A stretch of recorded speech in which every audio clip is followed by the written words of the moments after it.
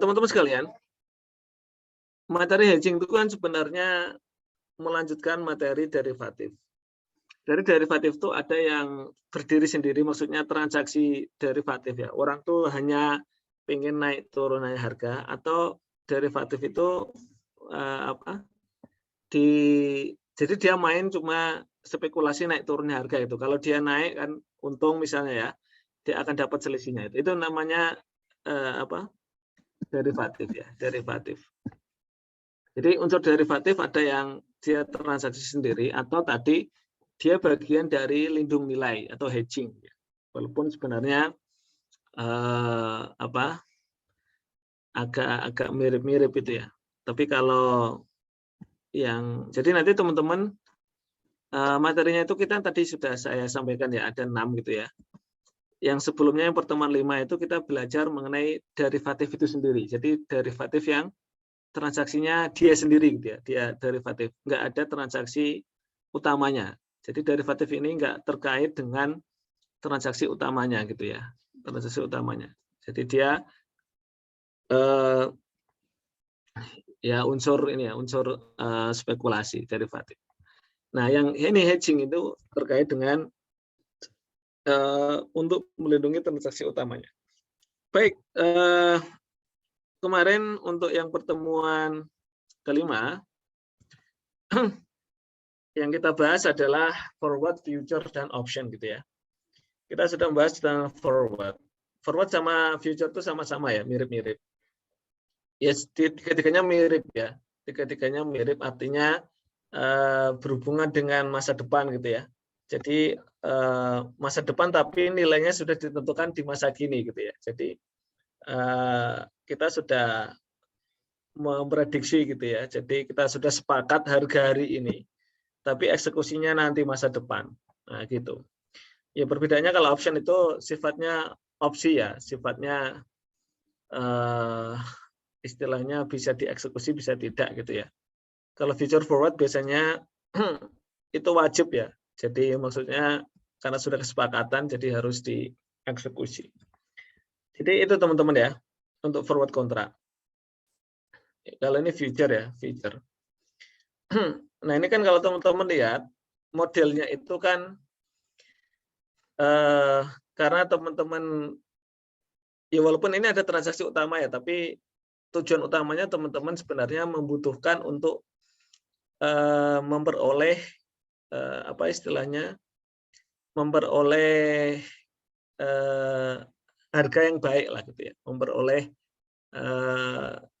terutama ini yang berhubungan dengan mata uang asing biasanya. Jadi future contract itu kan berhubungan dengan harga di masa depan gitu ya, harga di masa depan. Ini contohnya berhubungan dengan harga di masa depan karena harga itu fluktuatif naik turun. Jadi kita nggak tahu harganya naik atau turun. Padahal kita pengen misalnya kita punya berencana membeli emas gitu ya, membeli emas. Nah, membeli emas di sini dengan harga 900 kontraknya itu. Jadi kan karena emas itu harganya naik terus, misalnya sekarang emas per gramnya berapa, teman-teman? Ada yang tahu nggak harga emas sekarang? Harga emas 1 gramnya berapa? Mulai ditabung, nanti teman-teman kalau terutama yang laki-laki mau memberikan mas kawin berupa emas sebesar 5 gram tunai, wah gitu. Atau emas sekarang berapa mas, teman-teman? 1 gramnya berapa? Ada yang tahu harga emas? 900 1.009.000 Pak. Berapa? 1.009.000. Berarti kalau teman-teman mas kawinnya 10 gram berarti 10 juta. Ya kan? Itu. Nah, seperti itu. Jadi ini ngitungnya per ounce ya. Jadi, artinya karena harga teman-teman sebenarnya butuhnya masih nanti karena mungkin nikahnya masih nanti itu berapa tahun lagi gitu ya. Tapi teman-teman sudah pengen membeli dari sekarang gitu ya. Tapi eksekusinya nanti. Nah, itu berarti kan teman-teman menyelesaikannya untuk supaya bisa mendapat harga yang baik ya disepakati sekarang harganya. Menggunakan future ya, future. Jadi kontrak future itu adalah yang disepakati hari ini harganya, tapi nanti eksekusinya masih masa depan gitu ya. Seperti itu.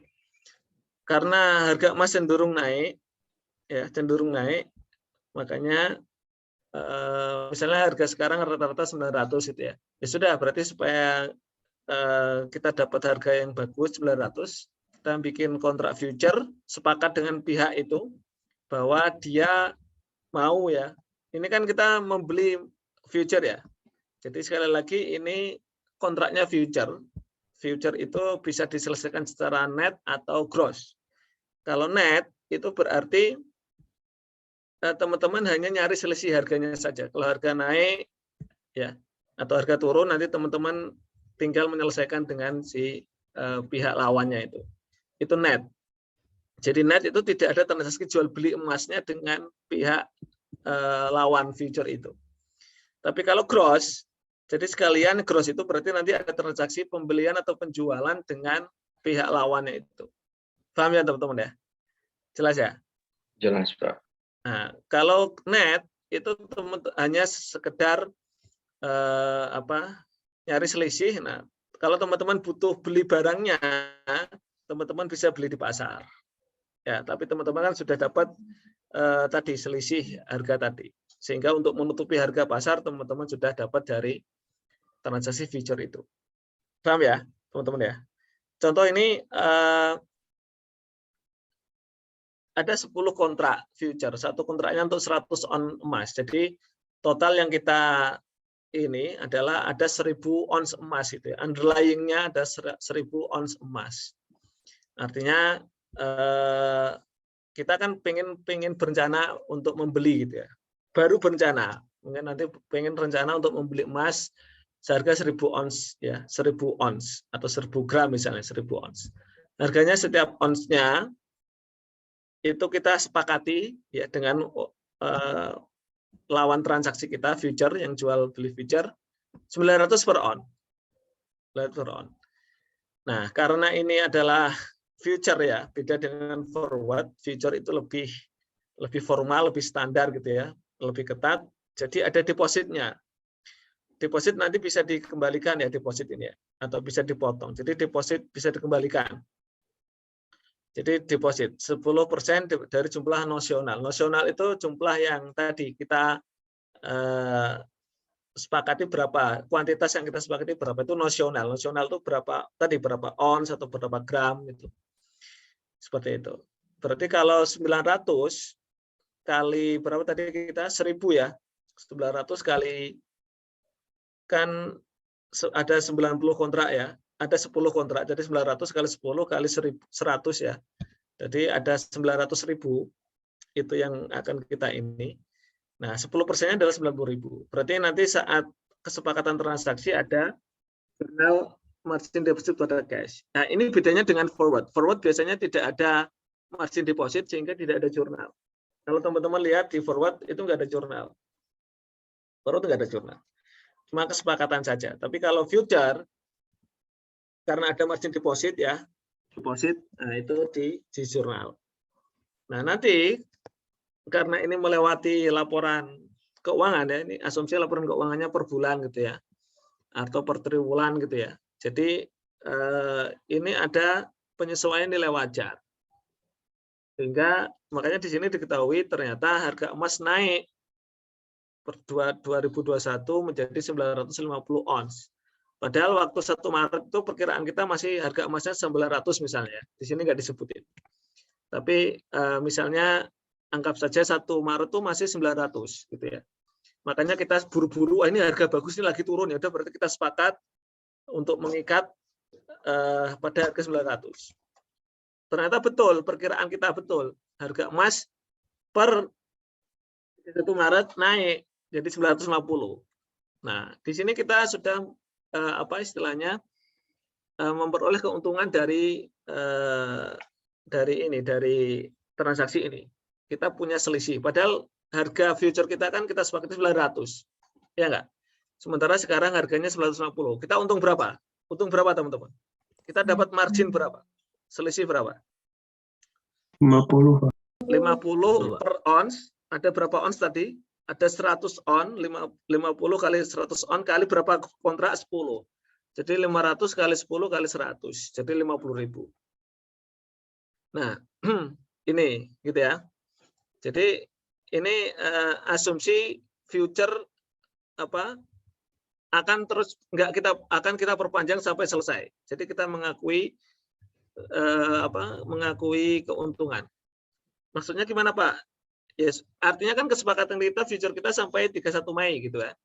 Tapi kalau 31 Maret kita mau berhenti, artinya sudah untung kok, ya sudah untung, sudah berhenti sampai di sini. Ya enggak? Kita pengen langsung mengeksekusi, pengen dapat margin kita, ya sudah. Berarti kita langsung per 31 Maret langsung kita eksekusi, maksudnya kita hentikan. Lawan kita akan membayar kita 140. Dari mana angka 140, teman-teman? Kenapa kita dapat cash 140? Ada yang tahu nggak? Ada yang tahu nggak 140 dari mana? Keuntungan ditambah deposit yang tadi, Pak. Nah, betul. Karena kita untung 50, terus deposit kita dibalik. Deposit itu dibalikin. Jadi kita akan terima cash 140. Deposit nanti akan dibalikin karena kita sudah mengakhiri kontrak. Jadi deposit itu akan dibalikin saat kita mengakhiri kontrak kan, kontrak future ini. Nah, karena kita ini yang bawah ini adalah asumsi ketika kita memutuskan untuk kita hentikan. Kenapa? Sudah untung kita sudah dapat uang 50 gitu ya. Kita sudah dapat untung. Nah, tapi kalau kita teruskan lagi ya tergantung kontraknya ya, kita teruskan lagi sampai 31 Mei ya sudah, berarti masih berlanjut. Berarti kalau masih berlanjut di 31 Mei jurnalnya cukup mengakui keuntungan yang ini, mengakui keuntungan 50. Oke, nah pas 31 Mei itu ternyata harganya naik lagi 960, berarti naik 10 dari 31 dari harga terakhir. Dari 950 ke 960 naik 10. Jadi kita naik 10 ya. Nah, berarti 10 kali 100 ya. Jadi 10.000. Nah, itu. Seperti itu. Nah, berarti langsung kita eksekusi, kita akan dapat cash sebesar 150. Dari mana 150? 150 itu dari tadi, karena ini kan sebelumnya kita belum dapat cash kan, belum dapat cash. Ya berarti langsung pas selesai ya 150 itu dari mana? 150 itu dari harga sekarang itu kan 960 kan. Selisihnya harga sekarang dengan harga yang kita sepakati 900. Jadi kita kan harganya 900. Kita akan beli dengan harga 900. Padahal harga sekarang 960. Jadi kita punya keuntungan 60. Nah, 60 itulah yang harus dibayar oleh si penjual future itu. Kita kan membeli future ya. Kita membeli future. Nah, yang penjual future itu yang harus mengganti selisihnya itu. Ini kalau net. Jadi kalau net. Jadi net itu cukup ganti selisihnya. Kalau gross berarti si penjual future langsung sekaligus ngasih emasnya. Paham maksud saya? Jadi sekalian kontrak future dan langsung diselesaikan dengan fisik. Artinya si penjual future mengasih emas ke kita sebesar tadi 1000 on. Berarti kita nanti akan dapat emas sebesar 1000 on ya kali 960 nilainya ini, tapi kita cukup bayar dengan harga 900. Kita cukup bayar dengan harga 900. Iya nggak, teman-teman ya? Cukup bayar. Ini dari mana angka ini, teman-teman? 810 dari mana? Dari mana, teman-teman? Ada yang tahu? Dari mana? Dari mana? Selisihnya 900 ini dari 810 ini dari mana? Kan kita harusnya bayar ke penjual. Kalau ini gross ya, kalau gross itu berarti kita harus bayar kesepakatan harganya 900, berarti 900 kali 1000, 900.000. Dari mana angka 810? 810 itu angka dari 900.000. Deposit kita berapa? Deposit kita Deposit kita berapa? 90. 60.000. Sudah, ya ini. 810 itu dari 900 yang harusnya kita bayar, dikurangi deposit kita 90, jadi tinggal 810. Nah, 60 ini keuntungan tadi ya, keuntungan tadi. Nah, itu teman-teman kalau gross ya, gross itu berarti ada penyerahan fisik dari penjual future itu ya. Tapi kalau net itu ya ini cukup selisihnya. Nah, terus beli emasnya di mana, Pak? Ya terserah, nggak sama si penjual future, penjual beli emasnya bisa di pasar gitu ya, betul nggak? Di pasar.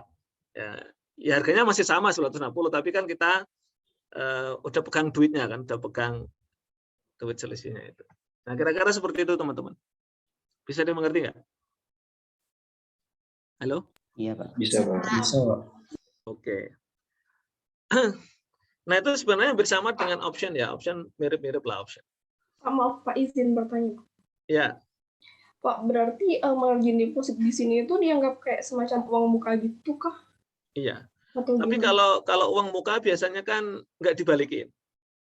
Ya, berarti ini Kalau kayak mengikat kontrak gitu. kalau betul kayak tapi kalau nanti dieksekusi dia akan nggak dibalikin kan margin deposit itu, nggak? Kalau dieksekusi. Tapi kalau net itu artinya ya hanya menyelesaikan kontrak dan tidak ada jual beli fisik gitu ya. Itu nanti akan dibalikin margin depositnya. Tapi kalau nanti dia diselesaikan secara fisik, margin deposit akan dihitung sebagai bagian dari pembayaran. Dihitung sebagian dari bagian pembayaran. Jadi mengurangi cash yang kita serahkan. Gitu. Jadi ya mirip uang muka. Jadi advance from customer gitu biasanya. Kalau advance ya, advance itu uang muka gitu ya. Mirip-mirip itu. Tapi ya tadi karakteristiknya itu biasanya dia kalau transaksi berakhir dan tidak digunakan untuk bagian dari penyelesaian itu biasanya dikembalikan. Gitu. Gitu, Siti Aslamah ya.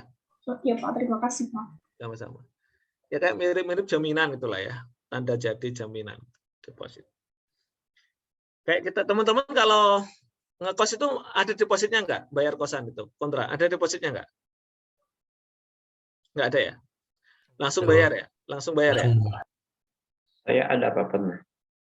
Nah, saya dulu pernah di flat ya, misalnya waktu di Sydney itu, saya ngasih deposit teman-teman.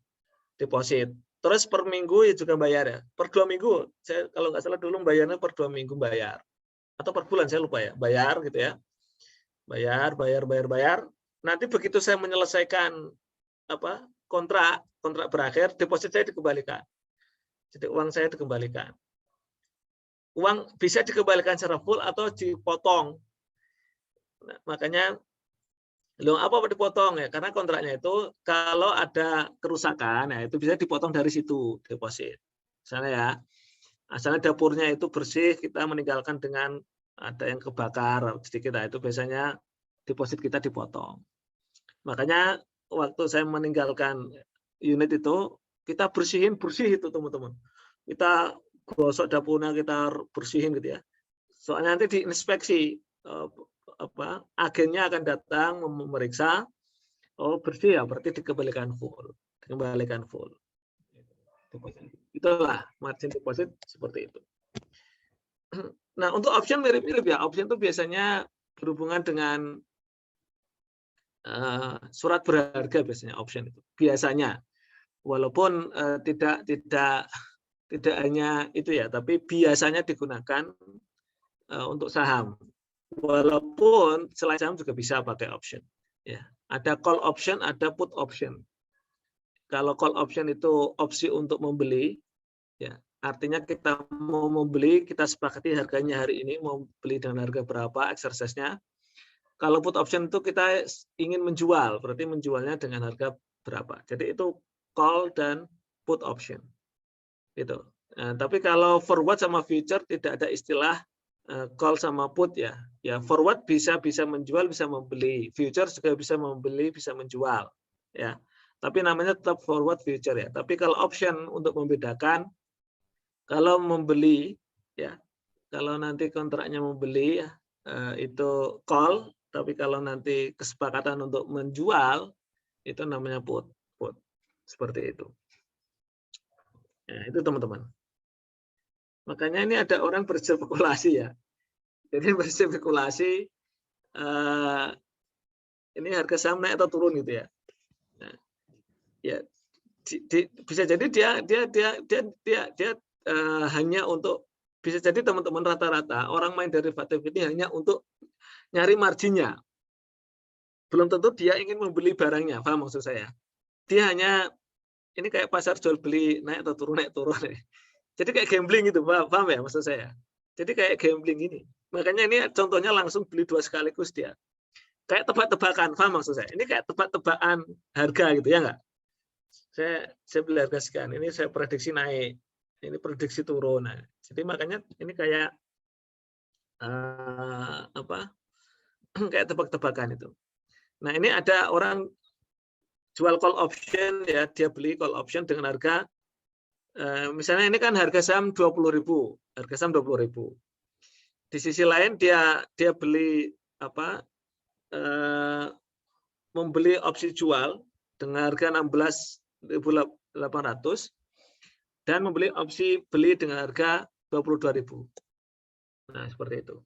Jadi dia opsi putnya 18.500, dia di sisi lain dia beli opsi jual 22.000. Ternyata harga sahamnya itu naik 25.000. Nah, berarti dia yang dieksekusi apa, teman-teman? Yang dieksekusi putnya atau call-nya? Yang dia mendapat keuntungan. Putnya atau call-nya? Kalau put itu artinya dia menjual dengan harga 18.500. Itu berarti antisipasi kalau harga turun. Ya enggak? Antisipasi kalau harga turun sampai 10.000, dia berarti untung beli put ini, betul enggak? Putnya dieksekusi, paham ya? Makanya dia itu spekulasi kalau harga turun, kan dia nggak tahu harga naik atau turun. Makanya dia beli dua-duanya, ya nggak? Dia spekulasi dua-duanya. Kalau dia udah siap, kalau harga turun sampai titik terendah 10.000, ini harga sekarang 20.000 harga saham sekarang. Kalau titik terendahnya 10.000, berarti dia masih untung berapa? 8.500 ya? Ya nggak? Karena dia megang put untuk menjual dengan harga 8.500. Jadi pihak lawannya harus membeli dengan harga 18.500. Apa maksud saya? Jadi pihak yang membeli, yang menjual put, pihak yang memegang, yang menjual put itu, dia kan membeli put option dengan lawan transaksinya. Artinya lawan transaksinya itu nanti kalau harganya sampai 10.000, berarti lawan transaksinya harus membeli, ngasih uang ke dia 18.500. Paham maksud saya? Maksudnya harus siap membeli dengan harga 18.500. Kalau net berarti ya tinggal selisihnya 8.500-nya itu selisihnya. Tapi kalau call option, artinya dia mengantisipasi call option dengan harga 22.000. Berarti antisipasi harga naik, ya enggak? Harga naik dia di spekulasi dengan membeli call option 22.000. Artinya apa? Artinya kalau ternyata harganya naik, di sini ternyata naik sampai 25.000, berarti dia akan mengeksekusi call-nya, betul enggak? Artinya apa? Artinya dengan lawan transaksinya berarti misalnya dia punya saham gitu ya, harus bersedia menjual ke dia dengan harga 22.000. Dia bisa membeli ke lawannya itu dengan 22.000. Kalau enggak ya berarti selesaikan secara net, selisihnya saja 22.000 dengan 25.000, 3.000. Bisa difahami enggak, teman-teman? Bisa difahami enggak? Halo? Bisa, Pak. Ya, Pak. Gimana? Siti Aslama? Oh, masih bingung komparasinya, Pak. Minta diulang lagi, Pak. Oke, coba Hamdan dijelasin, Hamdan. Mungkin Hamdan bisa pakai bahasa yang lebih mudah, Hamdan. Coba silakan Hamdan mencoba menjelaskan maksudnya. Jadi kalau yang saya tangkap tadi, misalnya untuk put option, dia kan belinya 20.000, tapi dia nanti membatasi, Pak, ya. Seumpama harganya di bawah 18.500, lawan transaksinya itu harus bersedia membeli dengan harga 18.500, meskipun harga lembar sahamnya itu sebenarnya di bawah 18.500. Jadi kita dapat untung, misalnya harga sahamnya 10.000, tapi saham kita dibeli 18.500, berarti kita untung 8.500. Nah, untuk yang call option itu kita kan tadi beli 22.000 ya Pak per lembar. Kemudian ada opsi beli atau call optionnya itu berapa tadi? Oh 22.000, sehingga nanti lawan transaksi kita itu harus bersedia menjual sahamnya ke kita dengan harga 22.000 berapapun harga saham nantinya. Sehingga apabila harga pasar sahamnya nanti 25.000, kita nanti jadi untung 3.000 per lembar gitu Pak. Ya. Jadi gini sih, Asrama, supaya nggak bingung. Ini bisa jadi kita itu sebenarnya nggak punya saham. Paham nggak? Kita itu sebenarnya nggak punya saham. Kita hanya dalam tanda kutip bermain margin, nyari selisih, bermain komitmen. Ya nggak? Misalnya gini.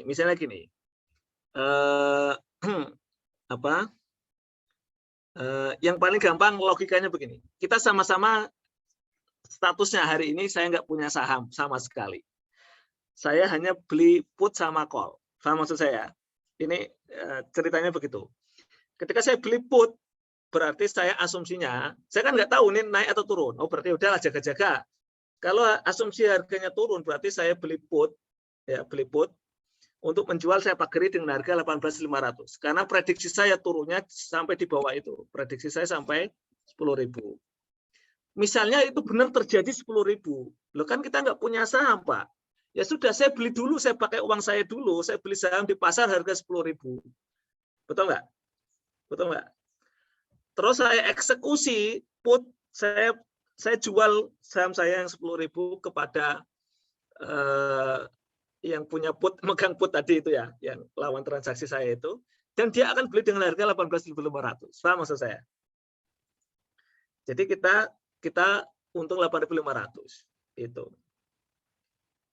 Itu kalau mau transaksi secara gross penyelesaiannya. Jadi saya harus beli saham dulu, baru saya jual ke dia harus membeli dengan 18.500. Paham maksud saya? Saya keluar 10.000 untuk membeli saham di pasar, saya jual ke dia 18.500. Itu kalau gross. Kalau net, ya sudah, saya nggak perlu beli saham, saya cukup dapat selisihnya 8.500. Paham maksud saya? Paham ya? Iya Pak. Nah, gitu. Begitu juga dengan call. Jadi ini sebenarnya ya tadi bisa jadi kita belum punya saham. Ya gimana Pak, wong kita udah punya put kok. Ya nanti kalau misalnya benar harganya 10.000, jadi putnya saya eksekusi, saya akan beli 10.000 di pasar. Ya kalau pakai gross ya, saya akan jual ke itu dengan harga 18.500. Saya dapat untung. Itu kalau gross. Kalau net ya nggak perlu. Net cukup selisihnya saja 8.500. Nah, di dalam transaksi ini karena harganya itu naik 25.000, ya, makanya sebelumnya kita sudah memagari dengan tadi sudah jaga-jaga kita beli call harga 22.000. Jadi kalau kasus pertama kalau harganya tadi turun 10.000, call kita nggak kepakai, betul nggak? Ya nggak? Ya masa kita di pasar harga 10.000 kita mau beli dengan 22.000, rugi dong kita, ya kan? Kita nggak kepakai kalau kita, yang kepakai put kita bisa jual harga 18.500. Beli di pasar 10.000, dijual 18.500. Tapi kalau harga di pasar ternyata 25.000, yang nggak kepakai apa? Yang nggak kepakai apa? Yang kepakai putnya. Putnya nggak kepakai. Justru yang kepakai adalah call-nya. Artinya apa? Saya akan beli di dia, beli di lawan saya 22.000. Saya jual di pasar laku 25.000. Saya untung 3.000. Paham ya? Halo? Iya Pak. Ya ini spekulasi banget ini. Spekulasi banget. Makanya dia langsung beli dua-duanya ini.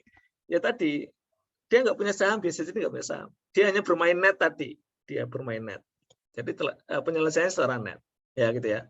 Kalau secara gross berarti dia harus beli di pasar dulu baru. Nah contoh kali ini net ya, karena net berarti dia karena net dan harganya 25.000, yang dieksekusikan call ya. Yang dieksekusikan call. Putnya kan hangus, betul nggak? Halo?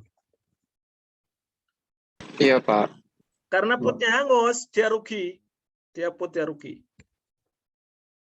Karena dia sudah beli dengan harga 10 juta tadi, dia rugi. Ya kan harga putnya ini ya. Harga putnya namanya premium ya, premium ya tadi 1.000 ya kan? Kali 10.000 lembar, jadi 10 juta. Nah, harganya itu. Jadi dia rugi 10 juta. Tapi dia untung. Dari mana untungnya? Dari tadi. Dari dia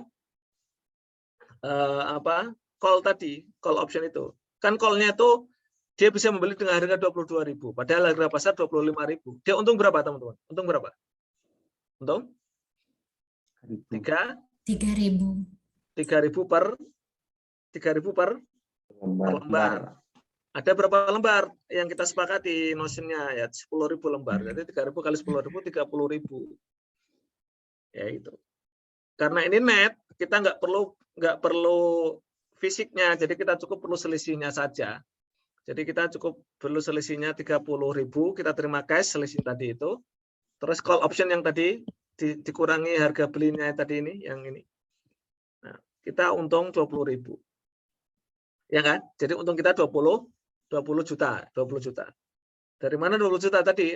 Ada selisih 30 juta dikurangi harga belinya tadi ya. Yang call ini 10 juta, jadi tentunya 20 juta. Itu kalau net. Kalau gross tadi, kalau gross berarti saya beli, betul nggak? Betul, saya beli saham ke dia itu siapa? Dia itu yang pemilik. Dengan harga berapa tadi sahamnya? 220 ribu ya? Ini ya, betul nggak? Ya nggak? Iya, Pak. Iya, Pak.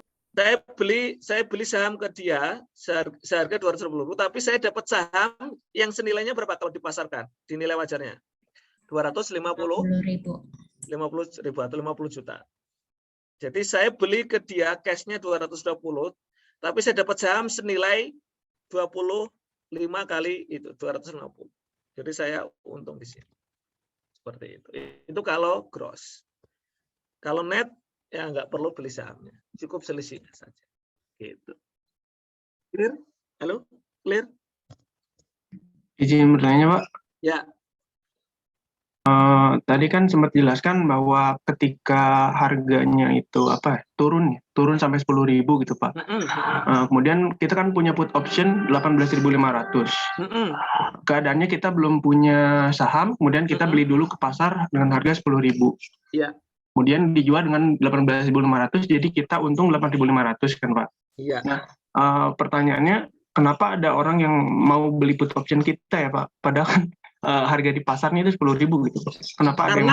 Karena orang yang beli put kita itu nggak tahu waktu transaksi itu kan asumsinya harga naik. Pak. Oh, jadi nggak tahu harga pasarnya itu 10.000 gitu ya, Pak?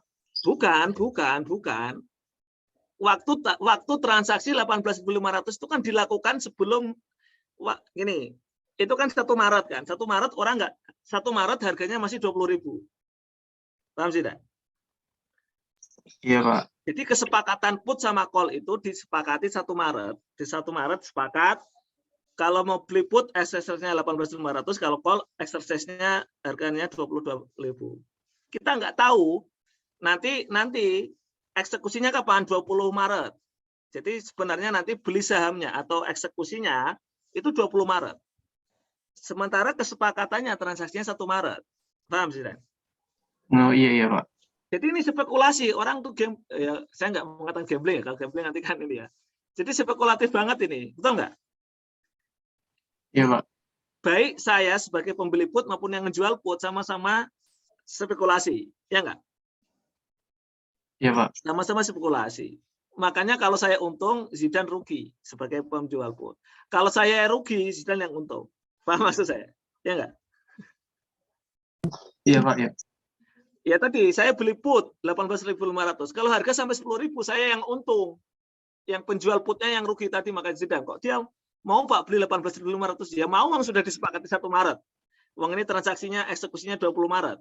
Misalnya 20 Maret baru ketahuan 10.000. Ya kan? Tapi sebaliknya kalau 20 Maret harganya 25.000, siapa yang untung? Saya kan penjual putnya kan, betul nggak? Halo? Ya. Gimana, Pak? Saya ulangi lagi. Kalau harga ini kan misalnya satu saja put, beli put. Saya beli put ke Zidane. Zidane jual put ke saya. kesepakatannya saya nanti put itu akan exercise-nya 20 Maret ya, itu 18.500. Betul nggak? Iya. Ternyata berarti artinya Zidane harus mau membeli dengan saya harga 18.500. Saya akan menjual ke Zidane dengan harga 18.500. 20 Maret. Betul nggak? Betul nggak? Iya, Pak. Ternyata harga pasar 20 Maret 10.000. Siapa yang untung? Saya atau Zidane? Harganya 10.000. Yang untung siapa? Harga pasar 10.000. Yang untung siapa? Yang jual. Yang jual, Pak. Saya berarti kan? Iya, Pak. Yang megang put. Artinya apa? Artinya saya boleh menjual ke Zidane dengan harga 18.500 dan Zidane harus membeli ke saya 18.500. Betul? Halo? Iya, Pak. Betul? Halo? Betul, Pak. Betul, Pak. Oke. Iya, Pak. Kalau harganya ternyata 20 Maret itu 25.000, siapa yang untung? Siapa yang untung? Yang beli. Zidane. Tadi berarti saya pemegang putnya rugi kan, betul nggak? Iya, Pak. Ya kalau rugi ya sudah, saya nggak perlu eksekusi. Jadi ya sudah, biarin begitu saja, nggak perlu di-exercise, begitu saja. Dah, nggak perlu ada penyelesaian. Paham maksud saya? Halo? Itulah bedanya option dengan forward sama future. Kalau option itu kalau kita rugi, ya udah biarkan rugi, hilang hangus gitu, nggak usah kita eksekusi. Option itu kan opsi ya, bisa dieksekusi bisa tidak. Makanya kalau rugi ya nggak usah dieksekusi, yang untung saja yang dieksekusi. Berarti ya di sini ya Zidane untung karena sudah dapat uang dari saya 10 juta kan. Kan saya belinya 10 juta putnya, betul nggak? Halo? Betul.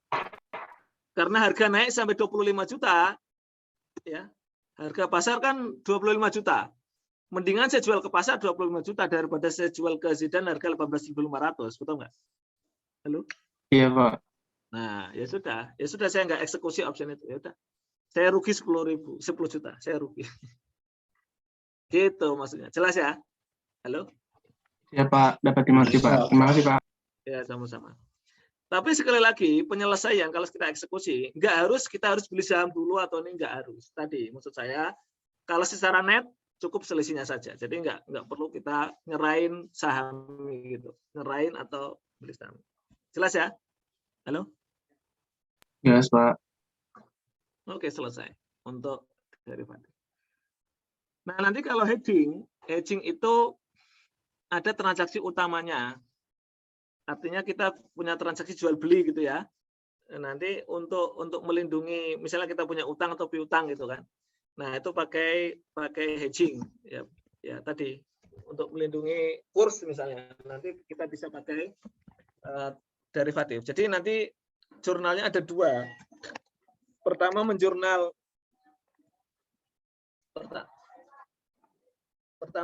transaksi utamanya, misalnya jual beli. Yang kedua menjurnal transaksi apa istilahnya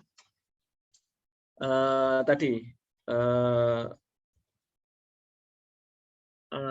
derivatifnya.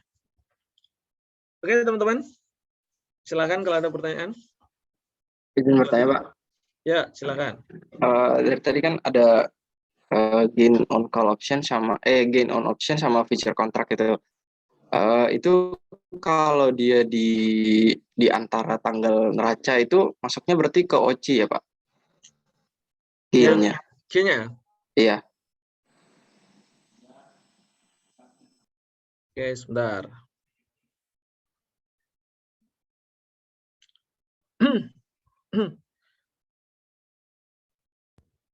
Kalau OC itu masih ingat nggak yang masuk OCE itu apa saja? Kalau yang masuk OCE kan translasi ya, translasi, terus kemudian transaksi biasanya jangka panjang kalau kemarin tuh ya, yang exchange gain loss yang jangka panjang.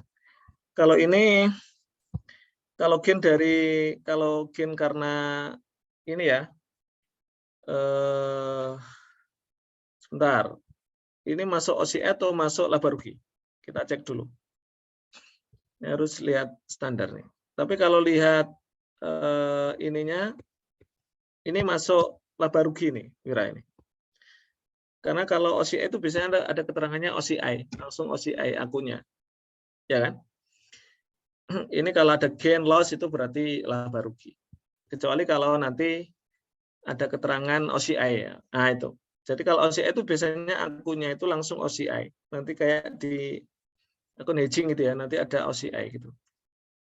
Tapi apa? Ya kalau derivatif ini kayaknya kayak rugi biasa, laba rugi dari penjualan saham biasa itu. Karena ya mungkin ini jangka pendek juga ya, dan ini kayaknya mirip-mirip. Sebenarnya kalau orang itu beli derivatif itu kadang dia kayak beli saham aja gitu, paham maksud saya? Ya tadi dia nunggu naik turunnya gitu ya. Jadi seperti itu. Jadi ini enggak ada keterangan ya. Jadi ini asumsinya itu laba rugi nih kayaknya, laba rugi. Gain loss itu laba rugi. Gain loss laba rugi. Oke, baik. Yang lain ada pertanyaan? Baik, terima kasih Pak. Sama-sama. Nanti yang pas hedging nanti ada yang ini.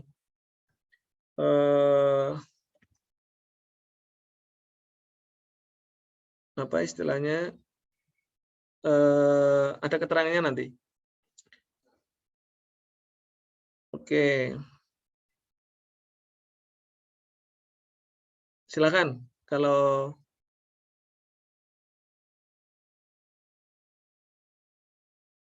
laba rugi derivatif itu masuk ke laba rugi ya tadi, gain atau loss-nya masuk laba rugi.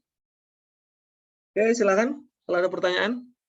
Cukup untuk derivatif.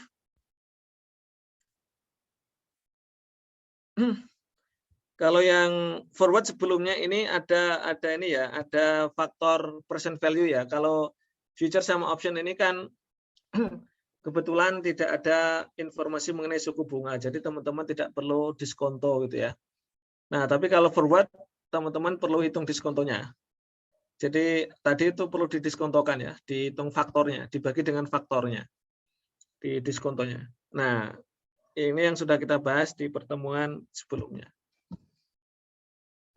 Jadi forward sama future sebenarnya sama caranya, tapi bedanya ini melibatkan future ya, melibatkan diskonto ya yang forward. Jadi harus dihitung present value-nya.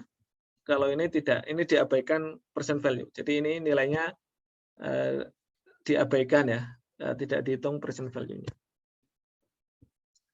Oke, cukup sampai di sini. Halo? Cukup, Pak. Cukup, Pak. Ini benar belum hadir ini?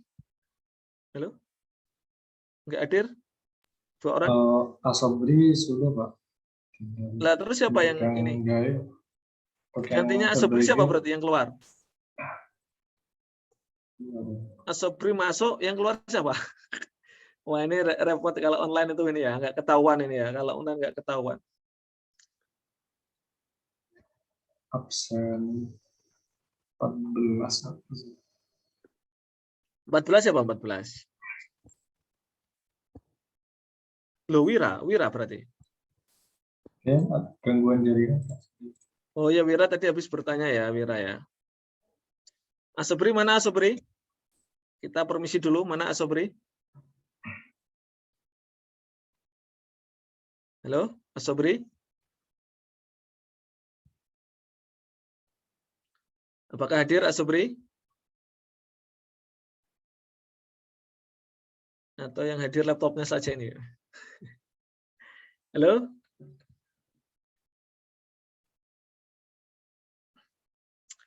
Wah ini, oke lah nanti kalau hadir ini disuruh nyapa ya. Suruh hubungi saya nanti kalau hadir ini. Ini kok nggak hadir ini? Asobri hadir? Asobri Aprianto?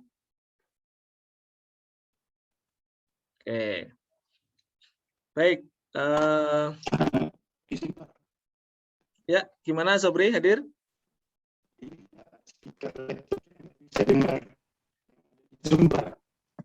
Gimana tadi?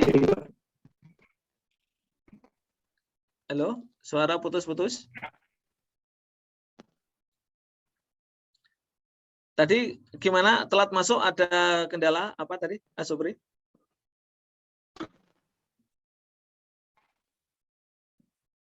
Kalau tidak ini memungkinkan suara di ini aja diketik, di chat. Kalau misalnya tidak memungkinkan di chat aja. Supaya kita tahu apa yang terjadi ya. Sepertinya memang ada ya. Oke. Baik, sepertinya ada ini. Oke. Baik, di chat aja Sobri, di chat apa kendala apa yang terjadi sampai tadi apa kendala jaringan atau apa gitu ya. Terus Raffi sudah ada, Raffi? Belum ya? Tolong. Raffi belum, Pak. Tapi ini jumlahnya sudah 29, Pak. Mungkin ada yang double atau dari BAK, bisa jadi.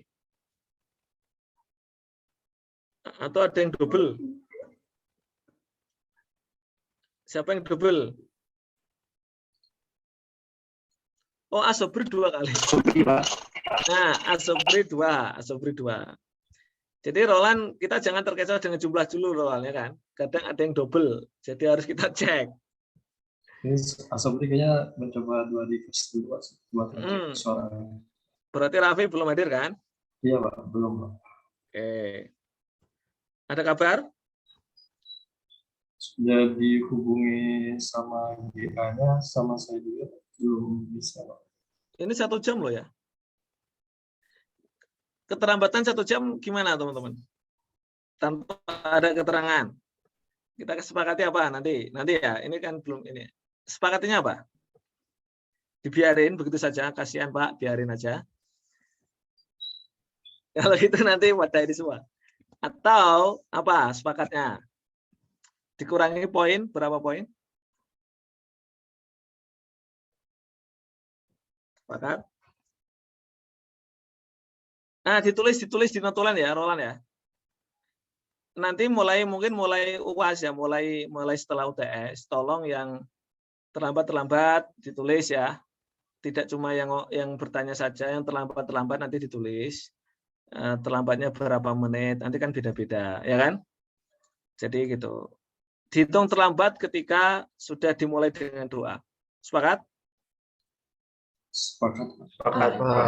Ya nanti ada beda-beda lah, kita nanti sepakati gradasi lah ya, yang terlambat 1 menit dengan terlambat 1 jam kan ya beda gitu ya, beda. Terlambat 1 menit dengan 1 jam itu beda. Ya kita belajar belajar disiplin. Ya juga tetap ada fairness, juga tidak terlalu ya juga ada unsur humanity, kemanusiaan. Nah itu kadang menyeimbangkan itu susah, ya kan teman-teman? Kalau teman-teman jadi hakim, sementara yang teman-teman adili adalah orang tua sendiri. Gimana? Misalnya orang tua kita dituntut orang lain misalnya ya, kita jadi hakim. Gimana teman-teman? Ya sudah, kalau mau fair jangan kita yang adili. Ya gitu ya Kak. Kita minta hakim lain yang adili. Berat itu, nggak bisa. Ya kita sedih, kita ini ya. Itu makanya orang itu nggak bisa mengambil keputusan kalau kondisinya terlalu susah, atau terlalu gembira, terlalu cinta, terlalu benci, jangan mengadili. Ya. Tuh. Jadi jangan buat keputusan. Ya tadi gimana kalau yang kita adili misalnya orang tua kita dituntut oleh orang lain misalnya dalam kasus transaksi apa misalnya. Ya udah jangan kita yang adili. Atau misalnya pasangan kita gitu ya, kita jadi ini. Makanya kalau ada seleksi atau apa ya kita yang nangani. Kalau peserta seleksinya itu adalah saudara kita atau ini kita nggak boleh ikut. Jadi itu nanti ada konflik of interest gitu ya. Ya tadi karena orang kecenderungan kalau kita ini cenderung tidak adil, tidak fair. Gitu. Oke, baik. Kita cukupkan dulu. Mau langsung hedging atau istirahat? Istirahat dulu, Pak. Istirahat dulu, Pak. Istirahat 10 menit ya, sampai jam 9 lah ya, 9 lebih 1 ya. Cukup ya? Cukup, Pak. Cukup, Pak. Cukup, Pak. Oke, silakan istirahat. Silakan istirahat. Fokus ke meneruskan materi derivatif. Jadi derivatif digunakan untuk melindungi nilai suatu transaksi utama gitu ya. Jadi lindung nilai itu ya tadi strategi untuk mengelola risiko gitu ya, meminimalisasi risiko. Jadi ada unsur spekulasi juga sebenarnya. Ya. Jadi yang kita bahas ini adalah lindung nilai dengan derivatif. Jadi tadi derivatif kalau yang tadi kita bahas, derivatif tadi bisa jadi belum ada transaksinya, betul nggak? Belum ada transaksi transaksi utamanya. Ya hanya spekulasi tadi naik turun harga gitu ya. Belum ada, misalnya kita belum punya sahamnya gitu ya. Tadi bisa jadi cukup beli optionnya, tapi hanya nyari selisihnya saja. Tapi ini misalnya kita sudah beli saham, punya saham, nah gimana untuk melindungi nilai saham kita? Nah itu bisa pakai tadi put atau call option. Nah itu teman-teman ya, jadi yang materi yang derivatif lanjut ke lindung nilai. Jadi kalau lindung nilai berarti nanti ada 2 jurnal yang kita catat. Ada 2 jurnal yang kita perlu buat. Yang pertama jurnal terkait dengan transaksi utama kita, misalnya transaksi jual beli kita. Yang kedua adalah transaksi derivatif itu sendiri, yang tadi sudah kita bahas. Jadi lindung nilai berarti tambah 1 jurnal lagi. Kalau tadi kan derivatif sudah kita pelajari ya, jurnal derivatif ya, perubahan nilai wajar dan sebagainya, eksekusinya ya. Nanti untuk lindung nilai tambah 1 lagi adalah jurnal istilahnya atas item yang dilindungi. Jadi atas transaksi yang dilindungi. Transaksi utamanya apa? Misalnya kita jual beli barang. Nah, kita mau beli barang gitu dalam mata uang asing misalnya. Nah, berarti kan kita perlu melindungi kursnya itu. Nah, itu pakai derivatif. Nah, jadi untuk derivatifnya sudah kita pelajari, tinggal kita nanti gabungkan dengan transaksi utamanya. Jadi yang kita bahas itu nanti lebih banyak ke fair value hedging ya, walaupun nanti kita akan mempelajari cash flow hedging. Kalau yang nomor 3 ini tidak kita bahas. Jadi kalau yang kita banyak contohnya nanti di fair value hedging, cash flow hedging itu di contohnya cuma ada 2 ya di modul ya. Ini yang tadi saya belum selesai membuat slide-nya. Tapi nanti kalau mau dijelaskan kita lihat di modulnya ya. Nanti tinggal kita pindahin ke slide-nya. Oke, untuk cash flow fair value hedging, itu yang kita lindungi apa? Yang kita lindungi adalah perubahan nilai wajar atau aset atau liabilitas yang sudah diakui. Misalnya kita punya transaksi jual beli, utang piutang. Nah, kita mau melindungi nilai utang atau piutang kita dalam mata uang asing itu. Kan melindungi dari nilai wajar selisih kursnya, ya enggak? Melindungi dari selisih kursnya yang kita lindungi itu. Nah, kita bisa pakai derivatif. Tadi disepakati kursnya berapa sekarang. Nah, gitu. Itu namanya fair value, nilai wajar aset atau liabilitas yang akan kita lindungi. Nah, seperti itu contohnya. Kalau cash flow hedging, itu yang dilindungi itu adalah bervariasinya arus kas. Jadi arus keluar maupun arus kas masuk itu kira-kira berapa gitu ya kemungkinannya. Masalah naik turunnya harga. Ya mirip-mirip sih, tapi nanti teman-teman bisa lihat perbedaannya gitu ya. Tapi kalau fair value hedging itu sudah ada transaksi, kita sudah punya hak atau aset atau kewajiban. Nah, untuk melindungi nilainya itu supaya tidak, kalau aset supaya tidak turun ya, kalau liabilitas supaya tidak naik, betul nggak? Kalau liabilitas naik kan kita rugi kan. Kalau aset naik, aset turun kita yang rugi. Jadi kalau aset itu dilindungi nilainya supaya tidak turun, ya. Kalau liabilitas dilindungi supaya nilainya tidak naik, ya, tidak bertambah. Oke, nah, untuk caranya bersama, ya intinya persis seperti transaksi derivatif, artinya ada tanggal transaksi saat terjadinya transaksi. Bedanya kalau lindung nilai ada 2 transaksi. Kalau tadi kan transaksi cuma transaksi derivatif, jual beli option atau future forward gitu aja kan. Kalau 31 kalau lindung nilai itu pertama ada tanggal, ada transaksi ya, transaksi utama. Bisa jadi transaksi sudah ada sebelumnya atau baru saja ada. Kalau baru saja ada berarti ya baru dicatat, kalau sudah ada ya nggak usah dicatat karena sudah ada. Intinya saat tanggal transaksi itu ada dua transaksi. Pertama transaksi utama, baik transaksi yang baru disepakati, misalnya jual belinya baru terjadi tanggal itu ya, atau jual belinya sudah kemarin-kemarin gitu ya. Nah, baru dilindungi. Yang kedua adalah transaksi derivatif. Terus ini perubahan fair value akhir periode dan ini tanggal eksekusi. Jadi kurang lebih ada 3 tanggal ya, hampir sama dengan derivatif ya sama, yaitu tanggal transaksi, tanggal penyesuaian nilai wajar. Kalau melintasi periode berarti ada penyesuaian nilai wajar. Ini kan akhir periode ya. Terus yang ketiga adalah penyelesaian transaksi. Baik transaksi utama maupun transaksi derivatif. Jadi kalau lindung nilai itu selesainya bareng kan. Jadi karena derivatif itu mengikuti transaksi utama. Jadi kalau transaksi utamanya selesai berarti derivatifnya selesai ditutup. Nah, gitu. Jadi nanti teman-teman nambah 1 jurnal lagi yaitu jurnal terkait dengan saya warnai biru ya. Kalau tadi sebelumnya kan cuma derivatif yang bawah ini. Nah, dan teman-teman ini sudah tadi kita bahas ya yang paling bawah ini. Tanggal nanti kita mencatat yang transaksi utamanya. Tergantung transaksinya apa. Sampai di sini sudah kebayang teman-teman untuk lindung nilai? Sudah, Pak. Oke, baik. Ini saya kasih nomor di sini itu berarti contoh 1. Contoh 1 judulnya juga beda. Lindung nilai investasi dengan put option nomor 1. Nomor 2, lindung nilai inventory dengan forward kontrak nomor 2. Nomor 3, ini masih fair value semua ya. Lindung nilai komitmen penjualan dengan future kontrak nomor 3. Nomor 4, lindung nilai piutang dalam mata uang asing dengan forward kontrak cara 1.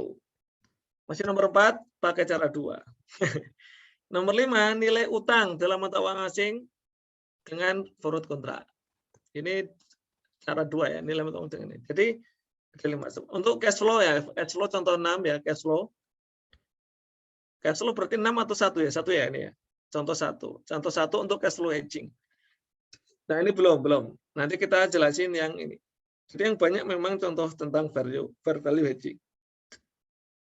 Oke. Nah, contoh. Nah, ini yang tadi ya, slide-nya saya lengkapi dengan perhitungan angka itu dari mana gitu ya. Nah, teman-teman perlu dilihat, ini contoh. Yang kita lindungi apa? Yang kita lindungi adalah investasi kita. Kita punya investasi yang nilainya berapa? Nilainya adalah 5.000 karena kita beli. Ini kebetulan tanggal transaksinya dengan tanggal ini ya, derivatifnya sama. Jadi begitu kita transaksi utama langsung diikuti dengan transaksi derivatif. Jadi bareng. Jadi dicatatnya bareng gitu ya. 31 Desember kita beli saham dengan harga 5 lembar. Nah, supaya berarti kan kita punya trading securities ya, ini jurnal yang warna biru berarti jurnal transaksi utamanya. Kita punya trading securities atau kalau di AKM itu apa nama akunnya? Kalau kita beli saham nama akunnya apa kemarin teman-teman? Equity investment ya? Kalau di AKM ya? Atau share investment? Equity ya? Equity, Pak. Equity investment ya. Kalau di pengakun mungkin share investment. Nah, sekarang trading securities. Ya saham lah, dia saham ini 5.000. Nah, untuk melindungi supaya nilainya tidak turun tadi ya, kalau aset itu supaya tidak turun, kira-kira kita beli put atau beli call, teman-teman? Untuk melindungi supaya nilainya tidak turun. Beli put. Put ya, Pak. Beli put, betul, dengan nilai exercise-nya 5. Berarti minimal sama, betul nggak? Betul nggak, teman-teman? Halo? Iya, Pak, betul, Pak.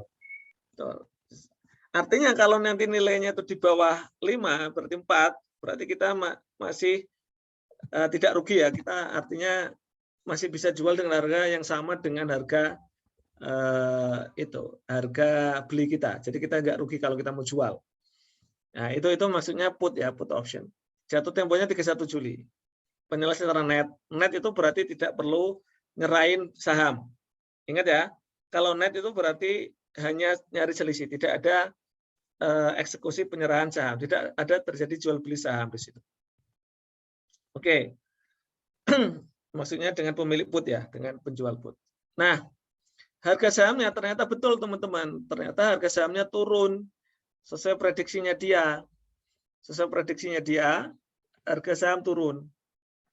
Ini saat transaksi 5, 31 Desember 4,75 ya, 31 Juli 4,5. Harga put, ini fair value put ya, nilai put ya. Ini nilai secara keseluruhan bukan per lembar ya. Untuk 1000 lembar itu nilai putnya $500 ya. Ini jadi fair value put ya. Put itu kan ada nilai wajarnya ya. Kita beli put nilai wajarnya berapa. Nah ini nilai wajarnya put option secara total ya, bukan per lembar ya. Ini secara total. Nah berarti 31 Desember, 31 Oktober. Jadi ada 3 tanggal ya. Yang kita perlu membuat jurnal atau 3 tanggal penting. Pertama tanggal 31 Oktober saat terjadinya transaksi. Ada 2 transaksi. Pertama transaksi utama yang dilindungi adalah beli saham. Ini sudah kita jurnal. Trading pada cash sebesar 5.000. Terus transaksi put. Kita beli put pada cash 500. Dari mana angka 500 ini? Dari nilai wajarnya yang 31 Desember 2020. Sampai di sini bisa dipahami teman-teman? Halo? Bisa, Pak. Bisa, Pak. Oke. Tanggal 31 Desember 2020 kita melakukan penyesuaian nilai wajar karena ini melintasi laporan keuangan tahunan ya, jadi melintasi periode akuntansi, jadi kita perlu buat jurnal penyesuaian. Pertama untuk penyesuaian nilai wajar saham. Nah ini asumsinya harusnya pakai akun fair value adjustment ya. Tapi untuk memudahkan langsung naik turunnya langsung mengurangi nilai saham. Harusnya kalau trading securities pakai akun fair value adjustment. Betul nggak teman-teman? Betul nggak? Halo? Iya, Pak. Nah untuk AKL ini supaya gampang ya langsung ke nilai trading securitiesnya gitu ya. Nilainya 4,75. Turun berapa ini? Berarti rugi berapa kita? Halo? Rugi berapa? 0,25, Pak. 0,25 kali 1000 berarti 250. Ini kalau AKM ini nggak gini jurnalnya ya. Kalau AKL ini memudahkan saja sebenarnya. Kalau AKM jurnalnya unrealized loss pada fair value adjustment, betul nggak? Betul nggak? Betul, Pak. Ya, yaudah pakai ini aja jelas. Ya artinya sama-sama loss ya, dan nanti sama-sama mengurangi saham gitu. Oke, 31 Juli. Nah, oke ini yang 31 Desember ya penyesuaian nilai wajar. Put juga sama, nilai put juga disesuaikan 500 ke 700. Jadi harga putnya gitu ya. Jadi harga putnya sekarang jadi kita mengalami keuntungan karena nilai put kita kan punya put nih. Punya put harga 500, sekarang nilai putnya naik jadi kita untung ya, nilai putnya naik. Jadi kalau kita jual putnya kita untung. Nah ini ada gain 200 ya, selisih dari 700 500. Pas saat penyelesaian, yang namanya artinya kita mau jual. Jadi kita kan berencana menjual. Jadi intinya konteksnya teman-teman, tanggal 31 Desember kita beli saham, nanti kita punya rencana tanggal 31 Juli kita mau jual saham itu. Nah, supaya harganya tidak turun, melindungi supaya spekulasi, maka jaga-jaga saya akan melakukan transaksi put ya, membeli put dengan harga 5 minimal harganya sama lah gitu. Kalau harganya turun sampai 4 atau sampai $3 gitu ya, kita tetap bisa menjual dengan harga 5, minimal sama dengan harga beli kita. Gitu teman-teman ya. Itu ceritanya. Nah, makanya pas saat 3 Juli kita jual, ternyata harganya berapa teman-teman? Harganya saham kita berapa? Harga saham kita berapa? 4,5. 4,5. Nah, 4,5. Jadi ini bisa langsung dijadiin satu atau bisa disesuaikan dulu nilai wajarnya.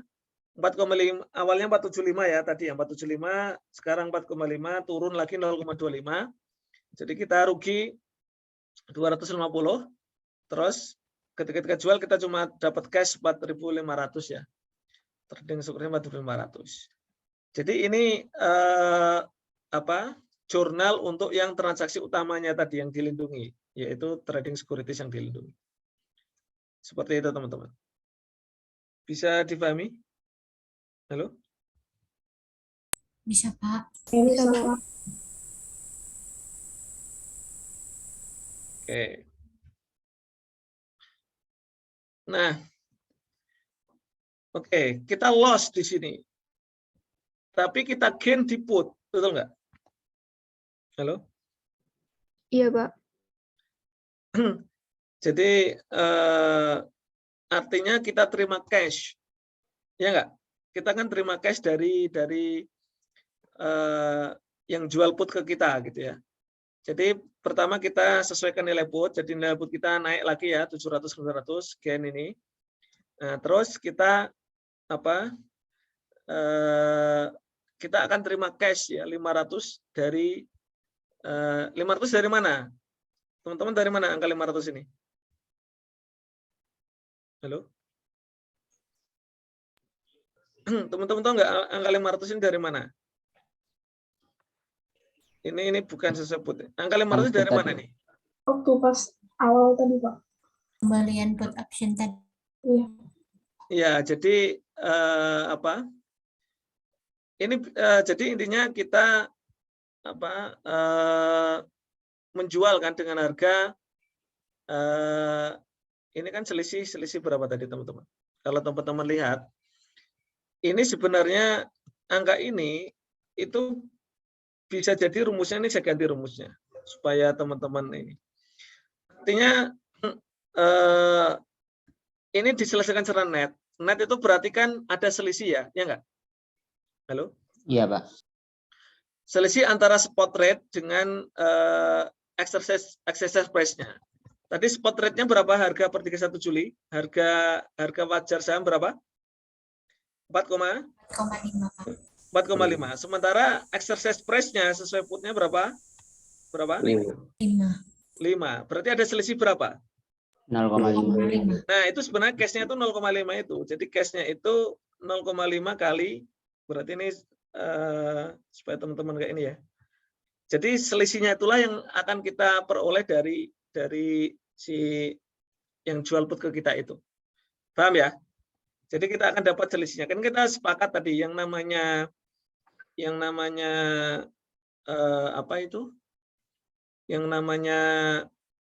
derivatif itu kalau diselesaikan secara net itu hanya nyari selisihnya.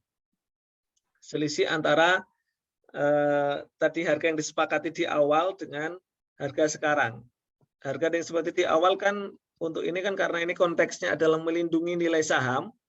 Berarti nilai saham yang disepakati exercise price-nya kan 5 ya. Sementara sekarang kan 4,5. Nah, jadi kita untung ya, posisi kita harga pasar 4,5 sekarang jadi 5. Jadi posisi kita untung 0,5. Jadi ini kalau ditulis ini sebenarnya ini lebih tepat di situ. Gitu. Oke? Jelas teman-teman? Jelas? Ya, Pak. Jadi supaya konsisten dengan penjelasan kita sebelumnya ya, bahwa kalau untuk penyelesaian itu adalah net itu selisihnya. Nah, itu selisihnya itu ini. Kan kita definisi net itu kan tadi hanya selisih. Jadi tidak ada penyerahan saham. Jadi artinya di sini belinya apa istilah? Ini kan memang untuk melindungi nilai ya. Jadi kita tidak perlu membeli atau menjual saham ke yang ini. Atau kalau mau ya sekaligus jadi nanti bisa dibuat secara gross gitu ya. Seperti itu. Oke. Ada lagi? Kalau secara gross itu berarti maka Y menjual saham PT ABC ke penerbit option. Jadi kalau ini dijual gross berarti transaksi yang item yang biru dengan yang hijau itu dijadiin satu. Jadi ininya sama gitu lah, pembelinya sama-sama penerbit option. penerbit put option. Kalau ini, kalau net itu berarti beda. Yang penerbit option khusus menyelesaikan net option, kalau ini dijual ke pihak lain, gitu, ke pasar misalnya. Tapi kalau gross berarti ini nanti jual sahamnya juga ke ini. Jadi nanti bisa dijadiin satu. Bisa dimengerti teman-teman? Halo? Bisa, Pak. Oke, itu contoh pertama dengan put option. Contoh kedua, nilai inventory. Jadi kita sudah punya inventory nih. Kita udah beli inventory. Belinya kapan, Pak? Ya udah lama. Makanya ini nggak disebutin transaksi belinya kapan. Pokoknya per 1 November. Jadi kita mulai melindungi nilai inventory kita itu per 1 November. Jadi 1 November kita sudah punya inventory. Makanya di sini nggak ada jurnal kan? Nggak ada jurnal. Karena ya jurnalnya inventory-nya sudah di tanggal-tanggal sebelumnya. Inventory dilindungi agar nilainya tidak apa, teman-teman? Nilainya dilindungi agar nilainya tidak turun. Karena kita punya rencana untuk menjual persediaan itu. Apa persediaannya? Emas, ya, berupa emas. Nah, teman-teman mulai sekarang ya silakan nanti menabung ya untuk misalnya emas misalnya. Oke. Dia sudah punya, belinya itu nggak disebutin kapan, tapi intinya waktu beli itu 3 juta dolar. Ya, atau 300 per on. Nah, dia pengen kan menjual ke depannya, menjual. Nah, supaya dia perkiraan dia itu harga emas ini ya semakin lama semakin turun, trennya menurun gitu ya, trennya menurun. Makanya dia ini kan 352 ya. Per 1 November harganya 352. Ingat, per 1 November harganya 352. Dia punya emas harganya 3 juta ya atau 300 per ons. Dia nggak ingin jual 1 November, dia jualnya nanti 31 Maret. Dia berencana jualnya 31 Maret. Tapi kan bisa jadi 31 Maret nilainya di bawah 352 kan harga pasarnya. Betul nggak, teman-teman? Halo? Betul, Pak. Makanya dia memprediksi harganya turun karena lagi ada kondisi perang, misalnya perang Rusia atau apa, harga turun. Misalnya harga emas turun. Makanya untuk supaya nilainya penurunannya tidak terlalu drastis, dia beli forward kontrak. Forward kontrak untuk forward kan bisa membeli bisa menjual kan, betul nggak? Forward itu kesepakatan bisa menjual atau membeli. Ini dia menjual forward untuk menjual dengan harga 350. Ya, karena dia prediksi harganya akan semakin turun sampai 330 dia prediksinya, gitu ya. Ini net itu dan memang benar teman-teman harganya harga emasnya itu per 31 Maret itu 330 per on. Ini ada di ini kok jadi ini ya berantakan ini ya. Sebentar.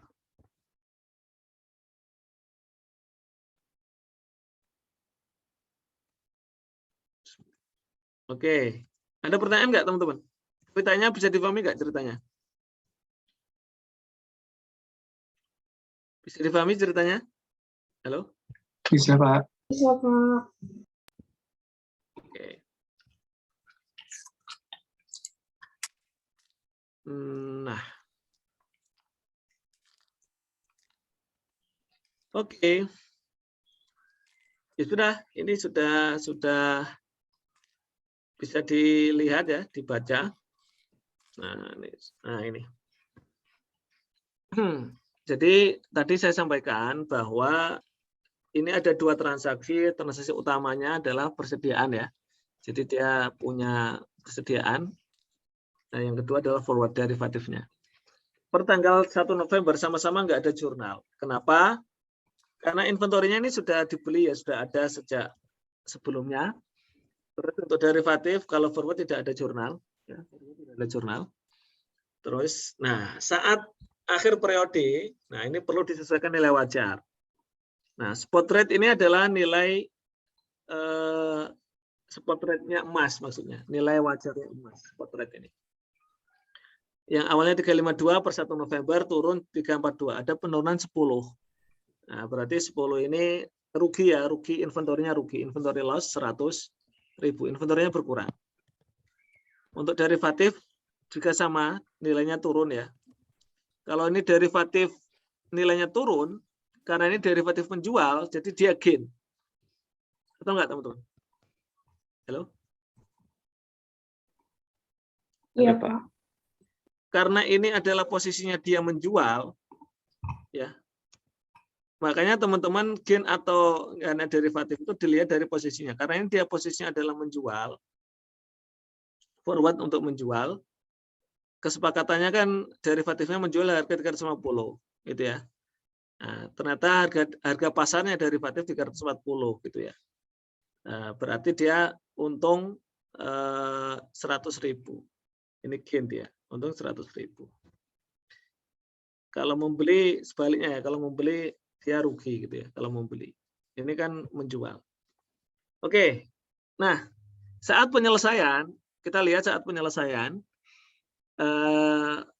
Berarti kalau ini asumsi net ya, berarti dia diselesaikan di tempat lain ya, inventornya dijual ke pihak lain, bukan ke yang jual forward ya, tapi yang ke pihak lain. Nilainya turun lagi, inventorinya turun berapa? Turun 12 ya, dari 342 ke 30. Jadi disesuaikan dulu nilainya. Jadi loss inventory per inventory sebesar 120 ya, rugi lagi dia. Ini rugi lagi.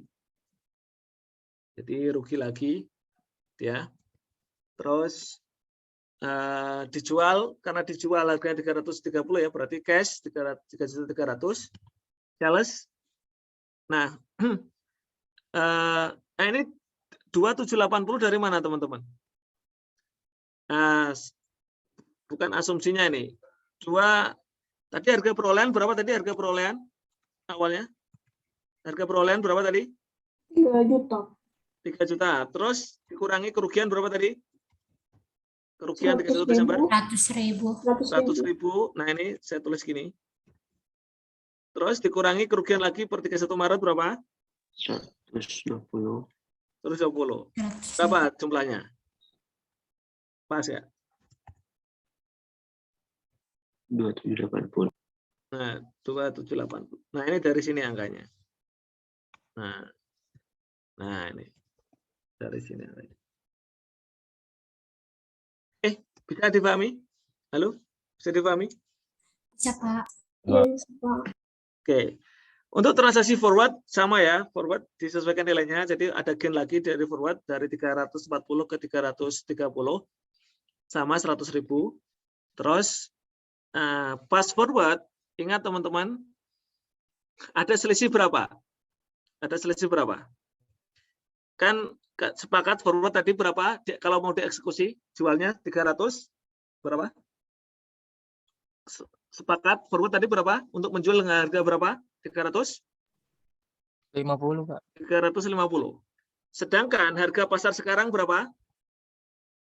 Harga pasar sekarang berapa? 330. 330 ya, 130. Ada selisih berapa berarti? 20. Untung atau rugi? 20. Harga pasar 320 kita bisa menjual dengan 350. Untung atau rugi? Untung. Untung 20. Nah, berarti karena ini net, ya kita cuma dapat selisihnya aja. Cash 200 pada forward. Nah, seperti itu. Jelas? Halo? Jelas?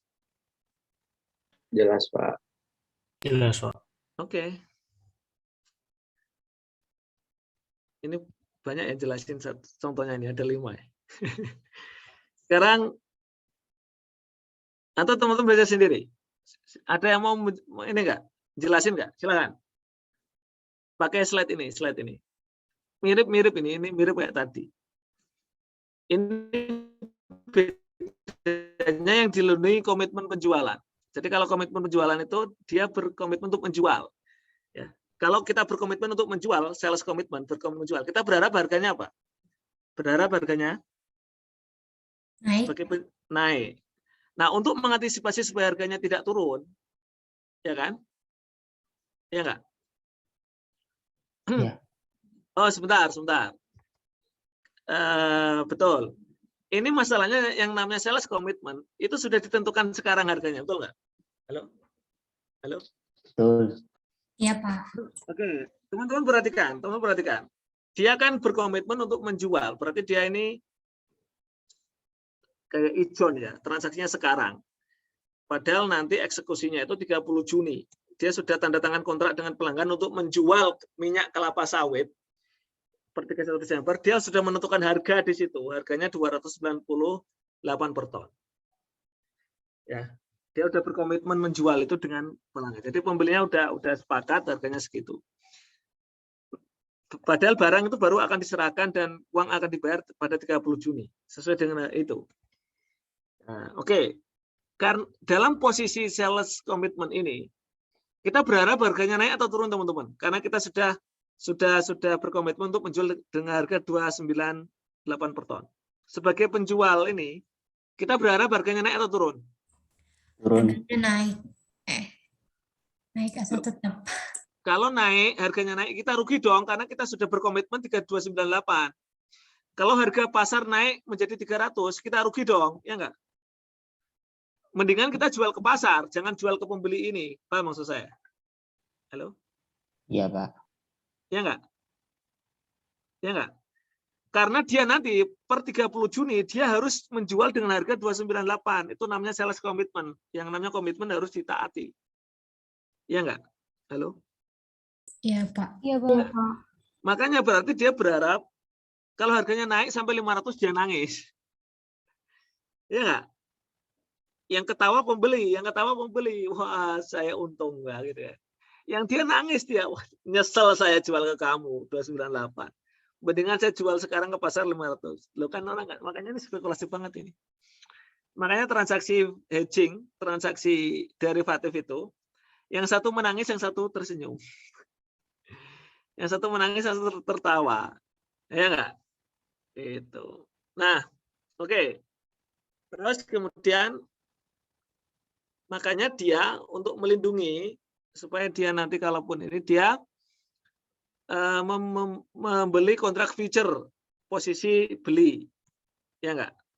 Halo, halo. Iya, Paham Pak. maksud saya? Di sisi lain dia sudah punya komitmen untuk menjual, untuk jaga-jaga kalau harga naik, makanya dia dia punya kontrak untuk membeli, kontrak future untuk membeli. Paham ya? Halo, bisa dipahami? Bisa, Pak. Kalau harga naik, dia kemudian untuk membeli dengan harga lebih murah kan dia lebih untung. Itu maksudnya. Itu maksudnya. Jadi teman-teman lihat sekarang, harga minyak sawit itu kan sekarang 298 ya, kesepakatan. Ini 298. Deal. Berarti nanti ya tanggal 30 Juni kamu harus jual ke saya sesuai harga pasar sekarang berapa? 298. Setuju. Namanya sales commitment. Ini nggak perlu ada jurnal ya, karena baru komitmen ya, nggak ada jurnal. Ini transaksi utama, baru komitmen. Oke. Sepakat berapa? Sepakat future-nya untuk mengikat future ya. Kita kan punya future ya, future-nya future membeli. Bukan future menjual. Karena kita berkomitmen menjual, maka untuk melindunginya pakai future membeli. Ada yang tahu nggak alasannya? Kenapa kita melindungi sales commitment? Kita lindungi karena khawatir harga apa? Kalau khawatir harga apa? Kita lindungi dari kenaikan atau penurunan harga sales commitment itu. Dari kenaikan. Dari kenaikan harga. Makanya di sisi lain, salah satu cara untuk melindungi dari kenaikan harga, kita harus punya future kondisinya menjual atau membeli. Future itu kan komitmen ya, future itu bisa menjual atau membeli. Kalau kita sekarang posisinya punya komitmen untuk menjual barang, maka kita beli derivatif, derivatifnya membeli atau menjual? Jual. Ya kalau menjual sama saja dong. Membeli, Pak. Sama saja dengan yang kita lakukan sekarang. Kita punya derivatif membeli. Paham maksud saya? Paham? Misalnya kita sepakat dengan membeli harga 300. Artinya kalau harganya naik sampai 500, kita rugi nggak dengan komitmen sales komitmen ini? Rugi nggak kita? Rugi nggak? Rugi dengan sales komitmennya, Pak. Rugi dengan sales komitmennya. Tapi kita untung nggak dengan future kita di harga 300 ini? Untung nggak? Untung, Pak. Untung. Nah, itu maksudnya itu. Jelas ya? Jelas ya? Jelas ya? Ini kita makanya biasanya lindung nilai itu kalau posisinya ini berlawanan. Saya ulangi lagi, kita punya komitmen untuk menjual barang, menjual minyak kelapa sawit. Harganya 298. Nah, karena kita khawatir harga naik, kalau harga naik kan nangis kita. Misalnya sampai harga naik sampai 500, kita nangis dong kalau nggak kita lindungi, ya nggak? Makanya untuk melindungi, untuk menutupi kerugian, misalnya khawatir kalau harga naik, ya udah. Kalau harga naik berarti kita posisi beli dengan harga lebih murah sekarang. Makanya kita mengikat kontrak future dengan harga, kesepakatan harga future adalah 3.300 dolar. Sama-sama 10.000 ton ya. Sama-sama 10.000 ton. 10 kontrak untuk 1.000 ya masing-masing, itu 10.000 sama, jumlahnya sama. Supaya apa nanti? Supaya nanti misalnya kalau kita punya komitmen menjual 29 dolar, harga kok nanti pas 30 Juli 500, kita akan rugi besar. Tapi karena kita sudah mengikat future kontrak dengan harga 300, maka kita akan memperoleh keuntungan 200 dari ini. Betul nggak? Halo? Iya, Pak. Jelas? Ya, Pak. Nah, jadi ruginya tidak terlalu gede. Itu maksudnya. Itulah caranya fair value hedging itu seperti itu. Bisa dipahami nggak? Halo? Kalau pertanyaannya kenapa sih Pak perlu harus pakai hedgingan segala? Kenapa nggak langsung transaksinya ya on the spot tanggal itu juga? Kenapa sih harus disepakati sekarang? Terus kemudian di ini ya yang namanya kebutuhan kan? Kebutuhan. Bisa jadi ya tadi ada unsur spekulatif juga gitu. Oke, baik. Ada pertanyaan untuk ini? Halo? Jelas? Jelas, Pak. Jelas, Pak.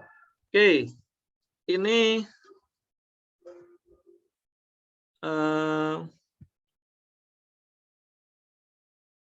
belum saya ini ya, belum saya ini. Oke. Nah, dari mana angka 70.000 ini, teman-teman? Dari mana angka 70.000 ini? Kenapa dia loss? Kenapa dia loss? 70.000 dari mana angkanya? Dari mana? Ini saya dari mana 70.000? Karena dia kan berkomitmen 298, betul nggak? Halo? Ya, Pak. Ya, Pak. Sementara harga pasar sekarang berapa? 300? 105. Nangis dia, wah harga naik, dia deg-degan, wah naik, wah dia rugi, dia harga itu 10. Nah gitu, 10. Nah, di sisi lain dia tadi sudah, di sisi lain putnya untung, future-nya untung, ya nggak? Halo? Ya, Pak. Ya, Pak. Nah, future-nya ini dari 300 kan beli ya. Dia bisa membeli 300, sekarang harga pasarnya 307, dia untung. Untung 70 juga. Ini untung. Nah, untung. Ini 307. Teman-teman dikasih keterangan ini nggak? Membantu nggak dikasih perhitungan rincian ini? Iya, Pak. Membantu, Pak. Membantu, Pak. Bantu, Pak. Ya berarti kabar dikasih ini dulu ya. Ini harus, belum semua dikasih itu. Oke. Nah, loss-nya ini berarti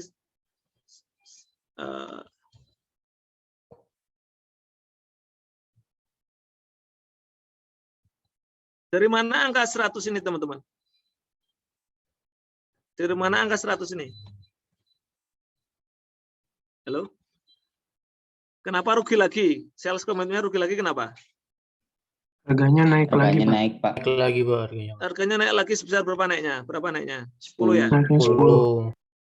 10. 10. Makanya rugi 100 dia.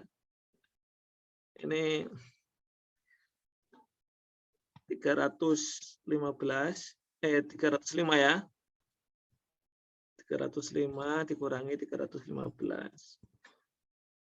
100. Nah, oke. Nah, karena ini dia udah komitmen, maka dia langsung menunaikan sales penjualannya ya. Kan sudah berkomitmen untuk menjual dengan harga berapa tadi? Harga berapa? 29? 298. 298. 298.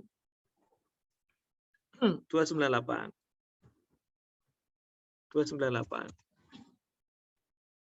Ya, 298. Kenapa ada jurnal 170 teman-teman itu di bawahnya itu? Halo? Kenapa ada jurnal itu?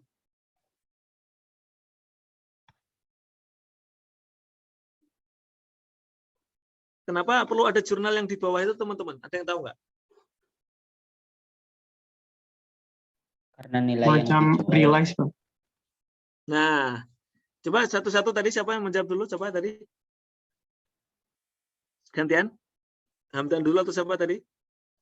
Kenapa ada jurnal 170 itu? Sebenarnya penjelasannya ada di sini. Teman-teman bisa baca dulu. Kenapa ada jurnal 170? Ada yang tahu nggak? Halo?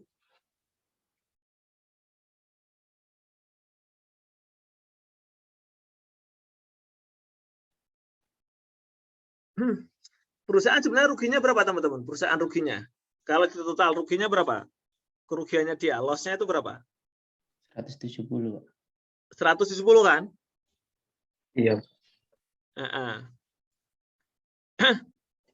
Ya, jadi betul. Jadi apa? Sebenarnya nilai sales-nya itu sales komitmen ini kan posisi debit itu rugi ya, betul nggak teman-teman? Halo? Iya, Pak. Betul. Iya, jadi sebenarnya waktu eksekusi itu teman-teman lihat, ini kan sebelumnya loss itu kan dicatat di, ya tadi ada yang bilang realize itu ya. Sebelumnya kan loss itu masuknya ke sales commitment kan, ini loss. Nah, begitu di realize ya, nah, terus ini diakui di sini. Jadi loss-nya sudah diakui saat ini ya. Makanya betul tadi untuk menutup akun sales commitment. Jadi sebenarnya kita loss-nya itu adalah 170 ya, loss 170. Makanya ada transaksi ini. Dari situ loss kita ya. Dari transaksi ke sales commitment loss. Karena dari 298 ke 315 itu kita loss ya. Loss sebesar 17 ya, 17 dolar. Nah, tapi dari transaksi future kita untung, betul nggak, teman-teman? Halo? Betul. Iya, Pak. Kita punya Iya, Pak. Untung. kita punya selisih berapa, teman-teman? Kita punya selisih berapa? Untung berapa kita? Kan 150. nah, future kan 300 ya kesepakatan, betul nggak? Halo? Iya, Iya, Pak. Iya, Pak. Sementara artinya kita bisa membeli dengan harga 300, padahal harga pasar sekarang berapa? Harga pasar sekarang berapa kalau kita beli di pasar? 315. 315. Untungnya berapa? 100? 150. Nah, 150 itu diakui di sini bertahap ya. Nih, 150. Nah, kenapa kita dapat uang kas 250? Kok bukan 150 selisihnya? Karena keuntungan 150 Ditambah margin, Depositnya. depositnya Deposit. dibalikin. Nah, depositnya dibalikin. Kalau nggak ada deposit, karena ini future ya, future itu biasanya ada deposit. Kalau forward nggak ada deposit. Kalau forward 150 yang kita dapat. Tapi karena ada future ada deposit, jadi ini saya tulis di sini dulu ya. Nah, ini saya tulis di sini dulu. Dari mana angka ini? 80 dari mana 80? Dari 300 berapa? Untung ya, dari 315 dikurangi 307 ini menjadi 80. Oke, untung 80. Oke, Terus yang bawah, dari mana 250? 250 itu adalah, perlu dikasih keterangan nggak 250 teman-teman? Supaya teman-teman paham apa keterangannya ini. Halo? Ya, Pak. Wah, Apa keterangannya ini? Dalam kurang apa ini? 315 dikurang 300 dikali 10.000 ditambah 100.000 yang ini, Pak. Margin deposit itu. Bagaimana kalau margin deposit ditambah gain? Gimana? Boleh, Pak. Biar nggak panjang-panjang. Gimana? Setuju ya? Setuju, Pak. Iya, Pak. juga Oke, jadi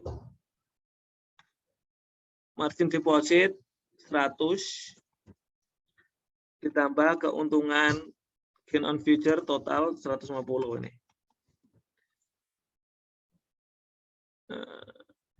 Oke. Ini nggak muat ya. Nggak muat gimana caranya nih?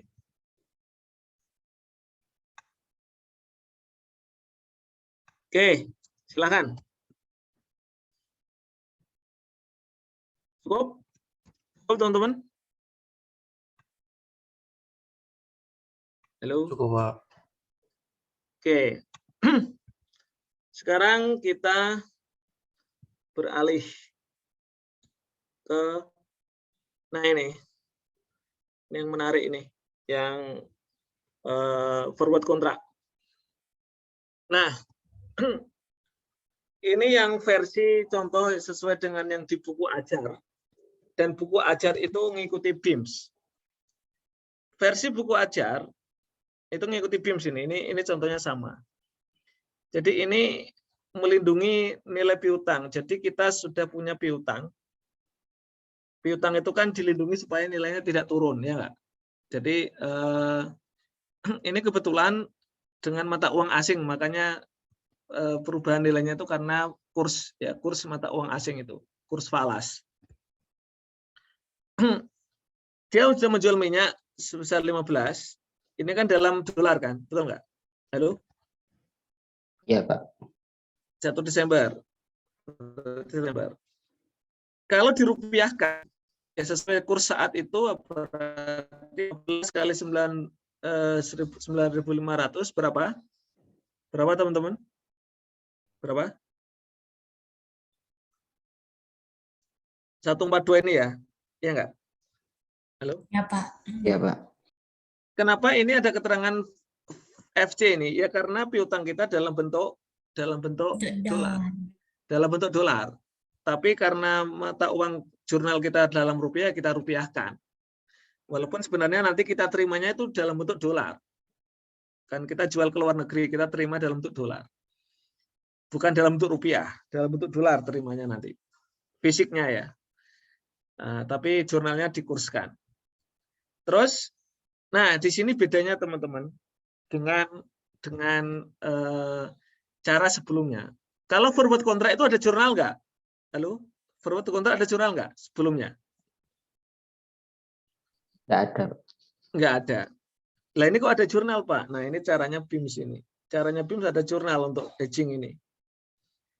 Kalau mau pakai cara sesuai dengan modul, maksudnya dengan cara sebelumnya, nggak perlu ada jurnal. Ya nggak? Halo? Iya, Pak. Ya, Pak. Ini cara 2. Ini cara 1. Cara 1 ini yang ada di bukunya BIMS dan ada di modul. Contoh modul ikut ini. Tapi kalau kita mau pakai cara yang sebelumnya, cara yang sudah kita bahas sebelumnya, ya ini, cara 2 ini. Artinya, cara sebelumnya itu saat forward, itu nggak perlu ada jurnal. Tapi kalau karena ini pakai cara 1, itu pakai caranya BIMS, ya, buku ini, nah ya sudah, berarti teman-teman coba kita eksekusi pakai cara itu. Oke. Nah, untuk memudahkan saya mau ini sekalian ya, mau menjelaskan dari mana asal usulnya. Oke, ini tadi dari mana angka 142.500? Itu dari berapa, teman-teman? 9.500 dikali 15.000. 9.500 rupiah ya. Dikali 15.000 dolar. Ketemu angka 142.500. Oke. Terus, nah, kalau pakai caranya BIMS, karena kita sudah punya komitmen untuk ini komitmen kita apa sih forward-nya, teman-teman? Karena kita punya piutang dalam bentuk dolar, kita berharap gini, saya tanya, uang kita kan rupiah, betul nggak? Halo? Uang kita rupiah? Iya. Iya, Pak. Sementara kita akan terima dalam bentuk apa tadi? Piutang dalam bentuk apa? Dolar. Dolar. Nah, kita berharap rupiah melemah atau menguat? Kalau karena kita akan terima dolar. Kalau kita punya dolar, kita berharap rupiah itu melemah atau menguat? Kalau kita punya dolar. Melemah. Melemah. Lemah. Kita akan berharap rupiah melemah supaya kita bisa tuker, ya nggak? Tukar dolar kita dengan harga tinggi, ya nggak? Halo? Iya, Pak. Iya, Pak. Nah, itu. Tetapi karena ini prediksinya rupiah akan menguat. Kalau rupiah menguat, nilai piutang kita akan turun, betul nggak? Iya, Pak. Pak. Ya, Pak. Sekarang kan kursnya 9.500 nih. Waktu transaksi terjadi kursnya 9.500. Tapi ternyata sesuai prediksi per 31 Desember itu turun, menguat, berarti rupiah menguat, dolar turun. Jadi 9.400 kursnya. Ya enggak? Halo? Berarti Ya, nilai piutang kita turun menjadi 1.500.000, ya enggak? Halo? Iya, Pak. Ya, Pak. Turun 100 rupiah kali 15.000 dolar, jadi turun menjadi 1.500.000. Nah, makanya teman-teman tadi kita harus untuk melindungi supaya tidak terlalu ini ruginya atau minimal kita ini, maka kita pakai forward. Forwardnya membeli atau menjual? Halo? Forwardnya membeli dolar. Forwardnya ini kan kita butuh ini kan, kita akan kita kan akan terima dolar, betul nggak? Halo? Iya. Coba benar. Nah, akan terima dolar. Dolar itu nanti akan kita jual kan, akan kita tukar jadi rupiah kan, ya nggak? Iya, Pak. Makanya nanti kita di sini untuk melindunginya, kita akan mengikat forward kontrak untuk menukar dolar kita. Kita sepakati dulu akan menukar dolar dengan kursnya kita sepakati sesuai dengan ini kurs yang ada forward, itu ada di tabel kursnya, ada di tabel kursnya. Kalau di sini berapa kursnya, teman-teman? Disepakati kursnya berapa? Berapa? 9.100. 9.100 ini yang kita pakai yang 900 yang 30 hari atau yang 60 hari? Yang kita kebetulan ini angkanya sama, tapi yang kita pakai untuk 1 Desember ini yang mana? Rate yang mana? Ini kebetulan sama. Kalau beda kita pakai yang mana? Yang kita pakai yang mana? 30 hari atau 60 hari? 60 hari itu dari 1 Desember ke 30 Januari kan 60 hari, ya enggak? Oh, Iya. Karena kita penyelesaiannya adalah nanti 60 hari. Kita akan tuker dolar itu 60 hari. 60 hari. Jadi karena ini sekali lagi caranya BIMS, jadi untuk mendeliver. Jadi kita kan transaksi forward kontrak, nanti kita transaksi kontrak untuk menukar dolar kita pada tanggal 30 Januari dengan harga 9.100. Berarti kita pakai tarif yang mana? 30 atau 60 hari? Future-nya? 60. Yang 60, betul nggak? Yang 60 hari. Iya, Pak. Yang 60 hari, pas ini, 60 hari. 60 hari, jadi 60 hari itu artinya, kan kadang beda teman-teman, antara future dengan masa 30 hari dengan forward dengan masa 60 hari. Kalau forward dengan masa 60 hari, itu tarifnya 9.100. di tanggal 1 Desember. Kebetulan sama dengan yang kalau 30 hari. Bisa dimengerti ya? Halo? Halo? Ya, Pak. Makanya angka 136.500 dari mana coba, ayo? Angka 136.500 dari mana? Di $15.000 dikali 9.100. Ini saya warnai warna merah ini yang kita pakai di sini. Jadi yang saya warnai merah ini itu yang digunakan di dalam jurnal. Ya enggak? Halo? Iya, Pak. Ya, Nah, Pak. oke. Jadi teman-teman perlu memahami kok ada soal 30 hari, 60 hari gitu ya. Yaitu tadi kalau forwardnya itu untuk 60 hari ke depan pakai 60 hari. Kebetulan ini 1 Desember ya, posisi 1 Desember berarti 60 hari pakai 9.100.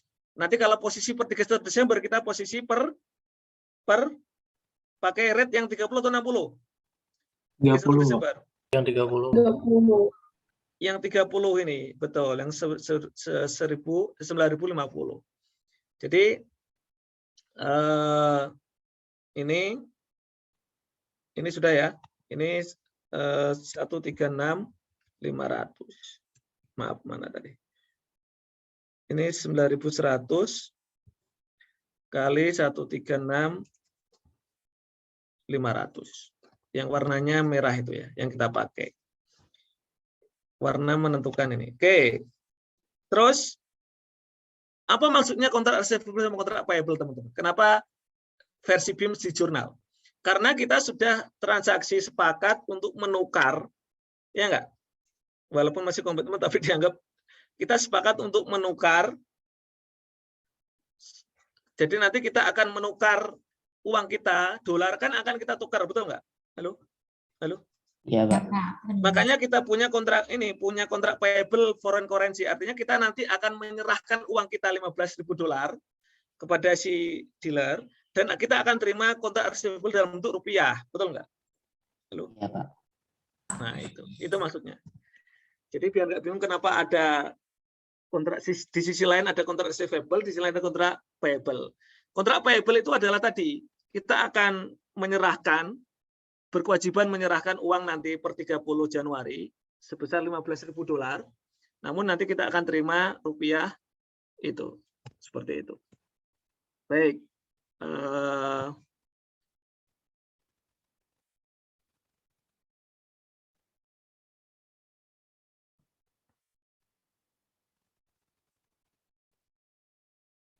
Sambil saya belum isi nih teman. Nah, saya isi dulu ya.